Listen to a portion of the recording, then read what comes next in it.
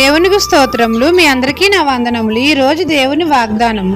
తమ దేవుని నెరుగువారు బలము కలిగి గొప్ప కార్యములు చేసెదరు. దానియేలు గ్రంథము 11వ అధ్యాయము 32వ వచనము. సకల ఆశీర్వాదములకు కారణభూతుడైన మన తండ్రి అయిన యెహోవాను నెరుగువారు బలము కలిగి గొప్ప కార్యములు చేస్తారు. మన తండ్రి అయిన యెహోవా సన్నిధిలో మనకు సంపూర్ణమైన సంతోషం కలుగుతుంది. మనము పాపం చేయకుండా ఉండునట్లు మన హృదయంలో వాక్యము ఉంచుకోవాలి.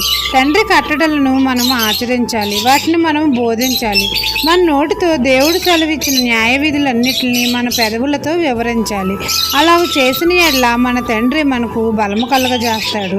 మన ద్వారా అనేకమైన గొప్ప కార్యములు యేసే నామంలో చేస్తాము.